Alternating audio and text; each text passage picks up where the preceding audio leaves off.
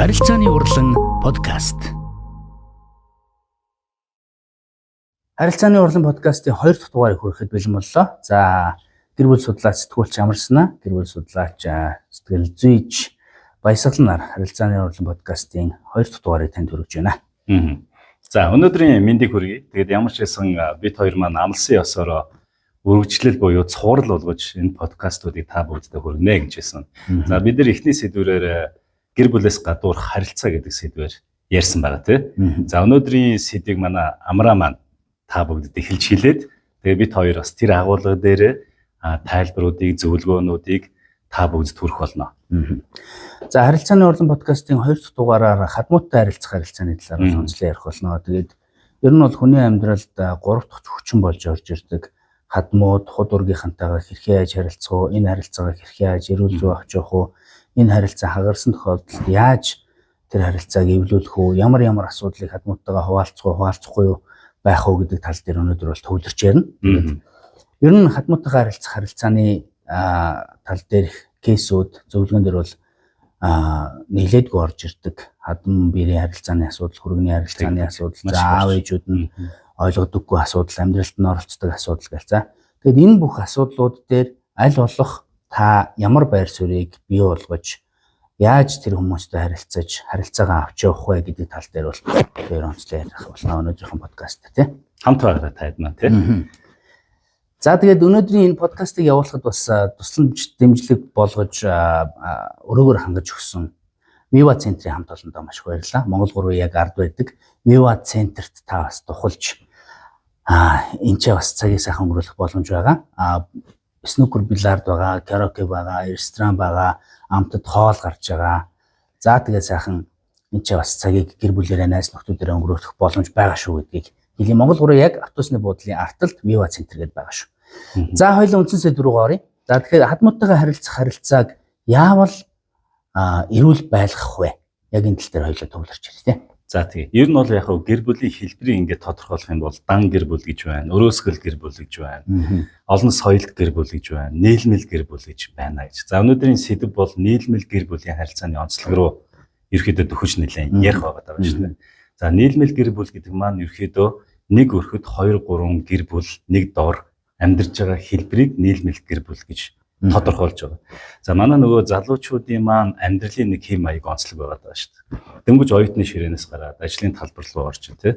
Ажлын талбар руу ороод амьдралаа эдийн засгаа гэхүү, скул үр хөвгтдэрээ илүү төвлөрөх үү.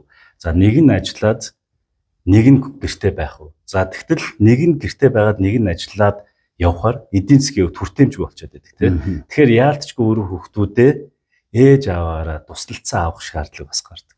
Эндээс гэр бүлийн харилцаан дээр зөрчлүүд үүсэх, асуудлууд үүсч эхэлдэг. За, жишээ нь хоорондын харилцаагаа яая гэж байтал шийдэх гэлтэй учраа олохгүй явж идэл дахиад 2 дахь 3 дахь харилцаануудын хэлбэрүүд ороод ирдэг гэсэн үг байна. Тэгэхээр гэр бүлийн салалтанд бас нэгэн топ нэг шалтгаан шүү.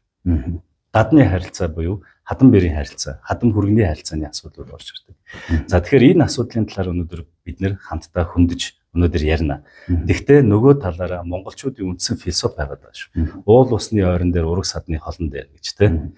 Амьдралын онцлогоос хамаарат хамтдаа байх шаардлагууд гарч байгаа ч гэсэн боломж байвал ер нь бол тусдаа байх нь зүгээр байдэн шүү гэдэг бас талын имийг бас бодох нь зүг байх гэж би ойлгож байна. Тэгээд яавал хадмууттайгаа харилцааг илүү гүн гүнзгий, илүү эв нэгдэлтэй, илүү бие биенийг эдэмтсэн, бие биенийг ойлгосон юм байх хэрэгтэй вэ гэхээр энэ бол ерөнхийдөө монголчуудын нэг бэр гуух ёс. За, тэгээд хурим найр хийх ёс, хоёр талын худ ургууд танилцах ёс. Энэ бүхэнтэй холбоотойгоор энэ бүхэн гажуудснаас үүдэлтэйгээр бол одоо орчин үед бие бинийгээ сайн таних мэддэггүй, бие бинийгээ сайн ойлгодоггүй, бие биетэйгээ хэрхэн яаж харилцахаа мэддэггүй.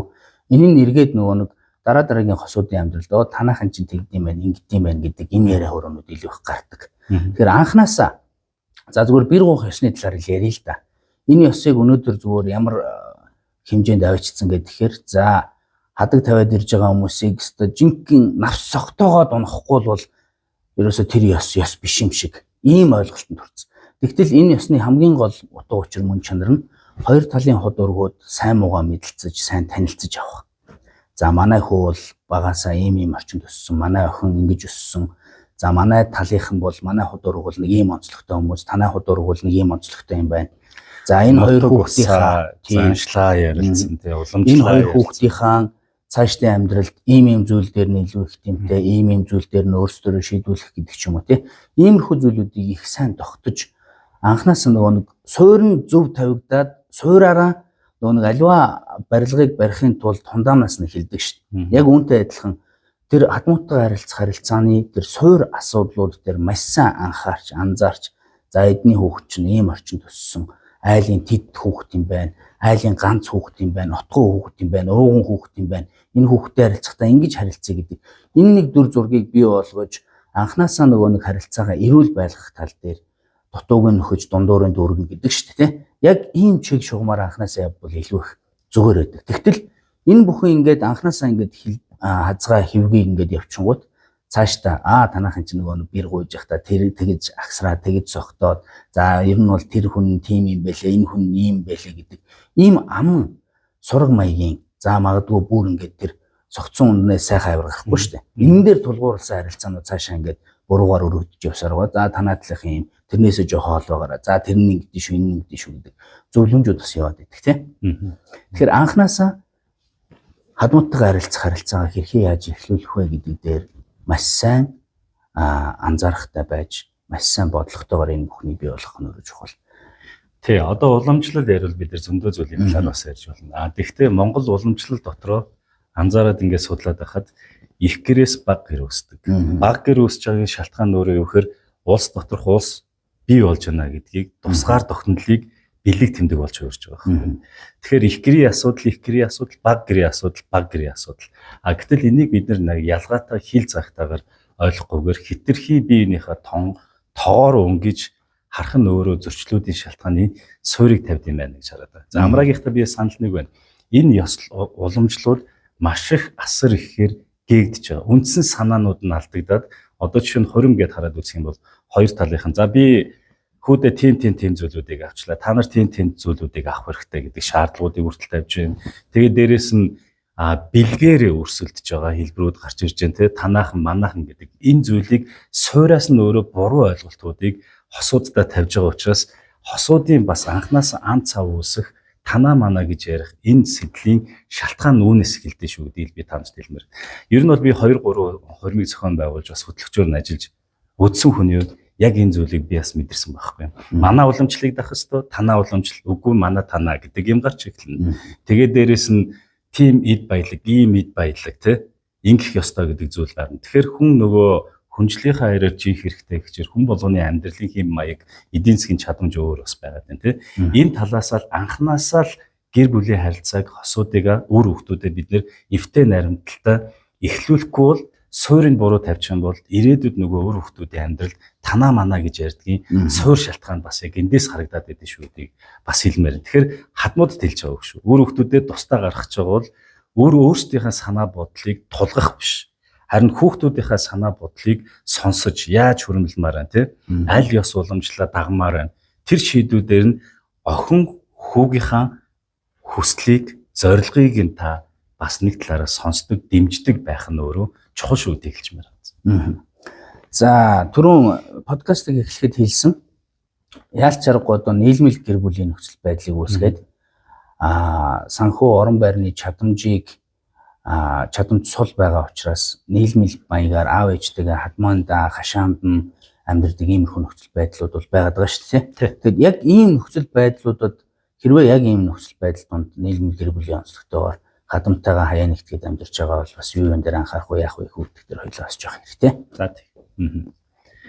Ер нь бол одоогор хүргэн бэр гэдэг энэ үндсэн ойлголтыг уг нь бол жоохон аваад миний хүү охин гэдэг өнцгөөс илүү харилцааг үүсгэл бас зүгээр. Нөгөө талаараа миний хадам ээж, миний хадам аав гэж хадаас илүү миний эхнэрийг эсвэл нөхрийг өсгөж хүмүүжүүлсэн адилхан аав ээж минь шүү дээ гэдэг энэ харах өнцгийг нэгдүгээрт эрг болох хэрэгтэй. Ингэж харилцааг өнөөдөр зөв голдрлоо. Энэ суур асуудал яаж байна.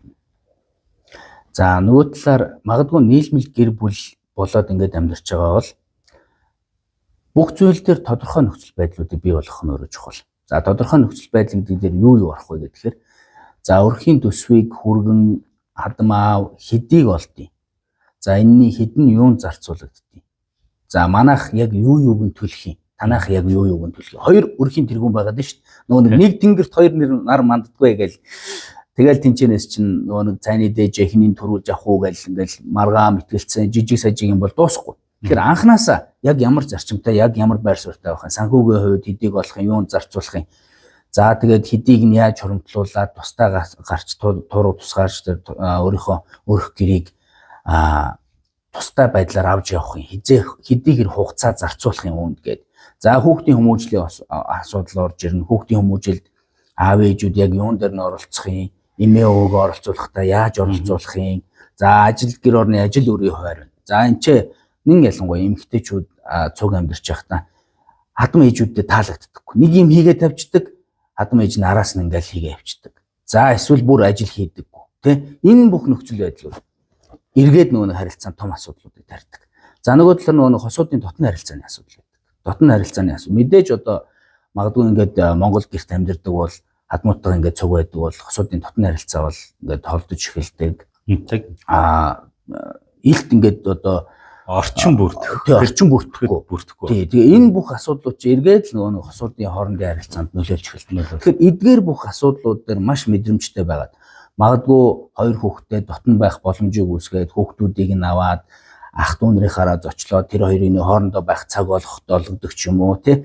Бүх зүйлдээ ингээд маргалдаж зөрчилдөж болох юу байна? Тэр бүхнийг дистаратай яг ингэж нэг сайхан тогоо тойрж ширээ тойрж сууж агаад нэг тогоотой хоолоо идэнгээ тий нэг сайхан энэ талаар нэг ярилцаад анханасаа нөгөө нэг хэрүүл үүсэхгүй байх зарчмуудыг бий болгох нь өөрөө чухал байдаг.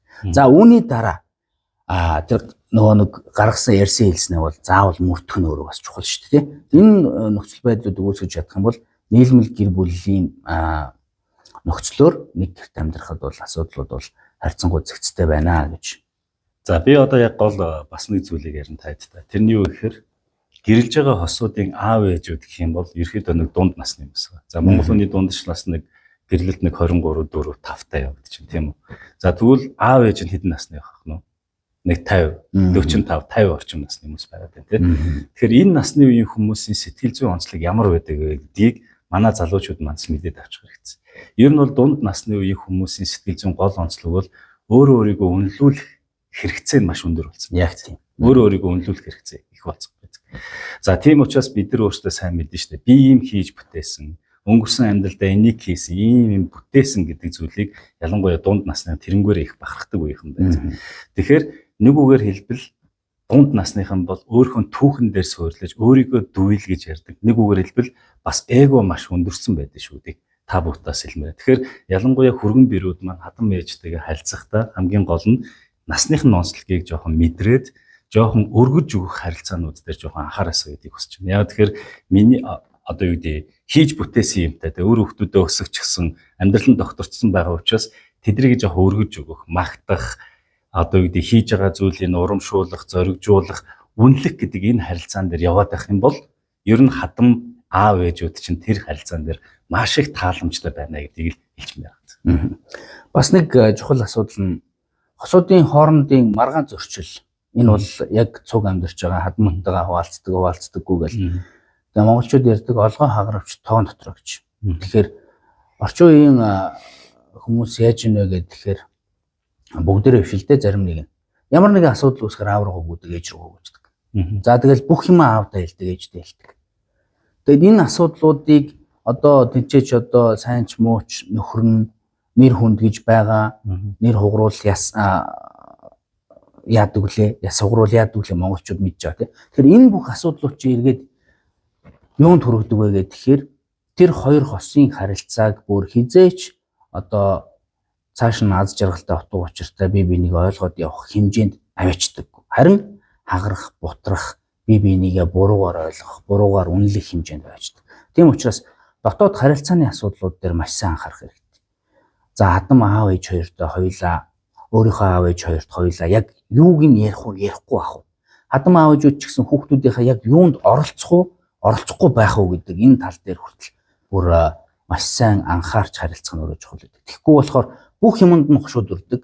Бүх юмыг өөрийнхөө хүслээр шийддэг.